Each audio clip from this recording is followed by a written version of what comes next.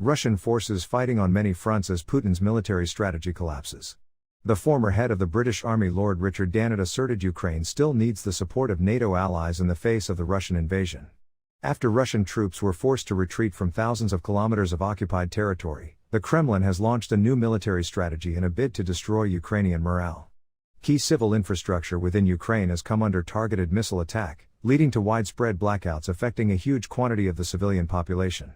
Despite the shift in Moscow's tactics, Lord Richard Dannatt asserted Russia would lose in Ukraine as the Kremlin's forces face a battle on many fronts. The former chief of the General Staff reported that Vladimir Putin's plot to make Ukraine's NATO allies lose appetite for the conflict had proved ineffective. Speaking to Times Radio, Lord Dannatt explained, "Putin is fighting on many fronts. He is losing on the battlefield. He is trying to extend the campaign to make some European countries lose appetite for the fight. He is also trying to destroy the morale of the Ukrainian people by his attack on their infrastructure. He will lose in Ukraine." He added, "The Ukrainians are doing well, they deserve all our support." After global allies of Ukraine placed fierce sanctions on Moscow, Vladimir Putin responded by cutting gas supplies to Europe in a bid to discourage an intervention in his invasion plans. Despite the pressure placed on European economies by the energy shortage, NATO has remained a staunch supporter of the Ukrainian defense effort. This has earned further backlash from the Russian president, who has spoken of the Western world in vilified terms and hinted at escalating the conflict to an international nuclear war. Speaking at a conference in Russia just last week, Vladimir Putin said the Kremlin could use weapons of mass destruction to protect the territorial integrity of the Russian Federation if it came under threat. Rather than targeting known Ukrainian military facilities, Russian forces have more recently conducted attacks against core civilian infrastructure in a bid to deflate Kyiv's morale. The UN reported, many civilian objects, including dozens of residential buildings and vital civilian infrastructure, including at least 12 energy facilities, were damaged or destroyed in 8 regions, indicating that these strikes may have violated the principles on the conduct of hostilities under international humanitarian law. Damage to key power stations and lines ahead of the upcoming winter raises further concerns for the protection of civilians and in particular the impact on vulnerable populations. In a speech on Tuesday, President Zelensky confirmed that there had been widespread blackouts in a number of regions across Ukraine following Russian missile attacks.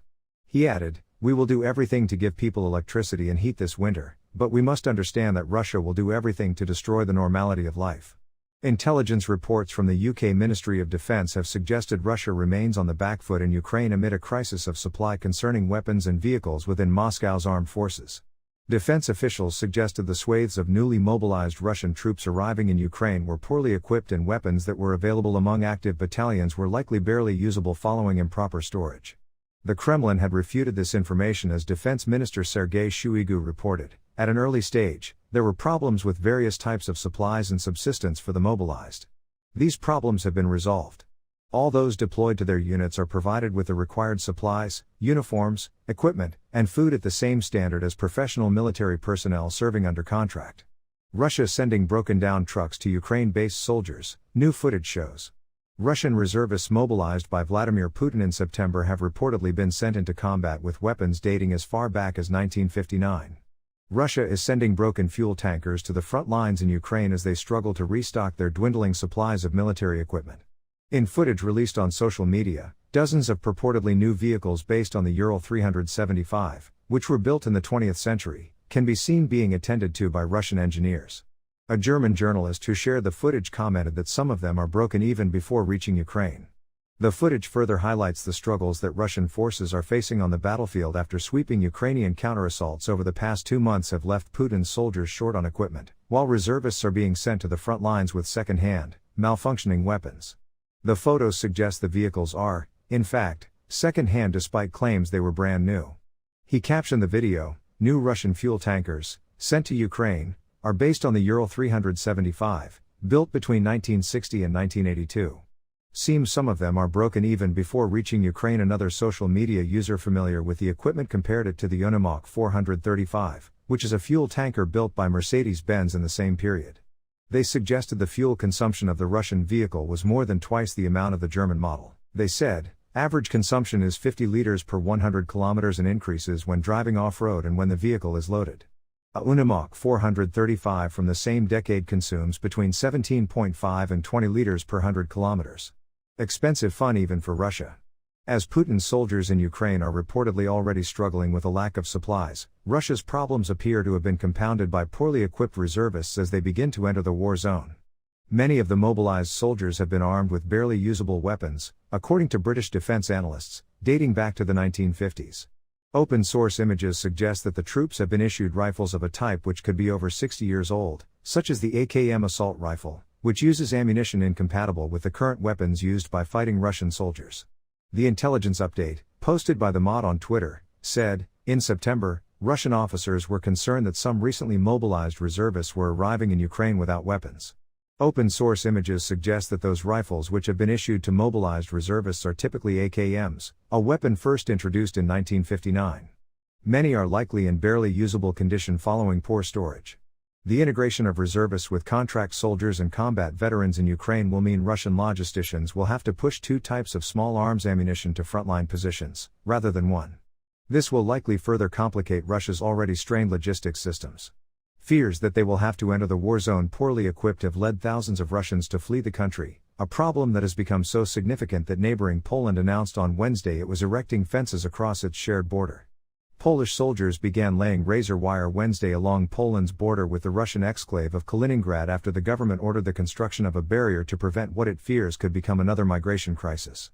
Scale of Russian losses is jaw-dropping. Putin cannot go on. As winter fast approaches and land operations in the Ukraine war stall in the autumn rains and mud, it is perhaps timely to review where we are after just over 8 months of conflict. We appear to be at a natural pause in proceedings with little change in the front lines, although combat continues with marked ferocity in places. From the Russian point of view, things aren't looking too good. After early reverses in Kyiv and Kharkiv, they're now increasingly under pressure from Ukrainian forces in the Donbas and Kherson. In the east, Ukraine looks like it will continue making ground and recapturing settlements lost only a few months ago to the Russians. In the south, around Kherson city itself, Putin looks in danger of having his forces cut off and isolated. The scale of Russian losses to date is jaw-dropping. Although it is always difficult to obtain independently verified figures, there seems to be a general consensus across all observers that they have lost, since the start of the conflict on February 24, more than 2,500 tanks, in excess of 5,000 other armored fighting vehicles, approximately 270 aircraft and 243 helicopters, and somewhere in the region of 70,000 personnel killed, wounded and missing. This is an enormous casualty bill by anyone's reckoning, and probably unsustainable for very much longer at the current rate. No doubt the casualties suffered by Ukraine are equally appalling in proportion, but figures here are much harder to come by and closely guarded, for obvious reasons. No point in encouraging the enemy. The very real question now, though, is whether Russia is losing momentum through running out of weapons and personnel. There are signs, for example, that their stock of long-range, precision-guided missiles and rockets is running low. Much of this may be attributable to Western sanctions, as much of the technology required for such weapons was previously sourced from outside Russia.